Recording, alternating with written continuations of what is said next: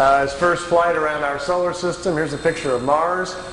By the way, this is not a professional tape. As you can see, these pictures are in a picture album, and I've just got my camcorder out, and Wendell and I are flipping through the pictures. So this is not a produced tape for you to look at. So it'll probably never be on the market, but at least you get a chance to see some of these pictures.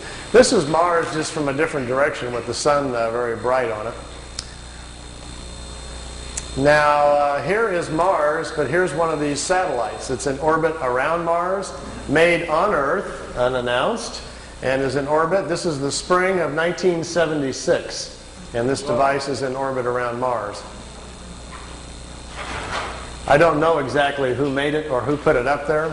Here's another one. This is Mars again, and here's the light panels, solar panels, and the satellite equipment in orbit around Mars again. This is a different one.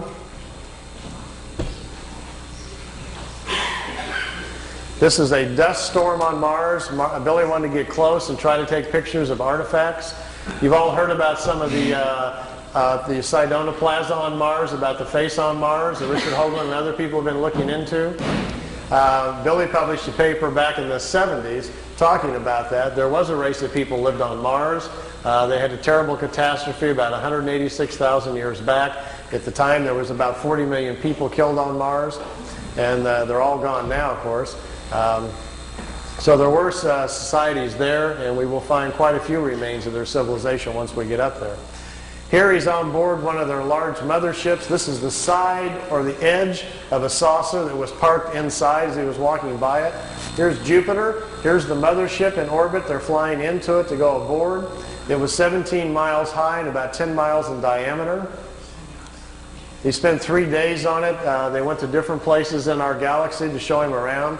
This was the craft that was right in front of him as they were flying into it. He took a picture of that one. Here, again, is back at Mars. These aren't in any particular order. Here's another object in orbit around Mars. And look, here's an American flag on it. So there's a couple of things that they put up there that the military's put up that we don't know about. This is a picture of Billy in a suit. He's on a prehistoric planet to see the dinosaurs. He's got a breathing apparatus on. This is a Pleiadian man, and they've stepped outside of the ship so he can see the animal life on this prehistoric world. Got his picture taken too. That's pretty good. This jumps back here to, remember the Apollo-Soyuz hookup, us and the Russians back in '76? Billy asked him if he could go up and watch it. They said, okay. They took him up. There's several pictures here of the Apollo-Soyuz hooking up with Earth in the background. Some of the wildest pictures he's got. I mean, just look at the vantage point. The planet's in the background. How else would you get this picture unless you were up there at that particular vantage point? Not a lot of people have that in their photo albums, you know. You can imagine the people at NASA would crack up, you know, if you... They'd probably find it a little hard to believe at first, but they don't have pictures like this. Here it is when it's just hooked up. There's Earth in the background, and here's the two capsules coming together. This is the top of the mothership. There's windows, but there was nobody in the windows as they came into it. We really missed out here. Billy shot, he said, 3 or 4 rolls of film inside the mothership, talking to people and going up and down the halls and so forth. He lost all of the pictures. They were all stolen from him. We've only got 2 or 3 of them left, and they're really practically nothing. This is a prehistoric Earth. They're back in time. That's Earth in the background. That's a moon in front of Earth, and he's looking over the surface of another moon. At that point, they told him there were 2 moons in orbit around planet Earth.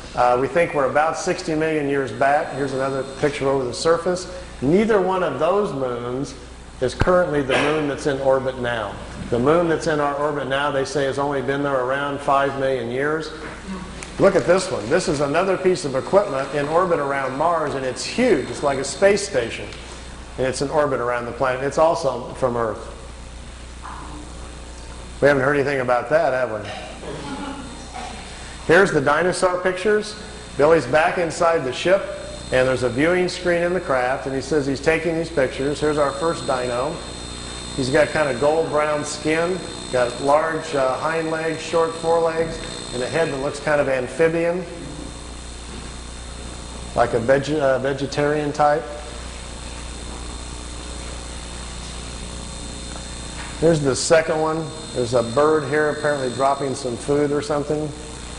That's Charles. Is that Charles? Charles dropped his food. This one's pretty hard to see. Here's the head of some sort of creature crashing through some bushes here. It's hard to tell. I know it's probably hard to see these anyway from back there, but just the idea that someone could actually go back in time just really gets my brain going. There's a bird. There's these eyes, some pretty nasty looking teeth. And the last picture after this one is the strangest of all. It's a plant that has an insect head. Billy calls it a plantum. They were trying to explain to him how the evolution of different life forms goes. How, for instance, here's a plant life when the plants are the food kingdom of the world. When the plants evolve to a certain level of evolution, then these lower order forms, here's a small head, and this head is part of that plant. Here's these two little eyes. It's an insect, the beginning of insect life on the planet when the food kingdom has evolved high enough. There are 7 different stages, they say, of spiritual energies or creational energies on a planet that create the many different kinds of life forms. There's a transition from one kind to the next. Ours is the 7th or the last one. We have to wait until the animal kingdom has raised the evolution of the body material high enough so our cycles can start.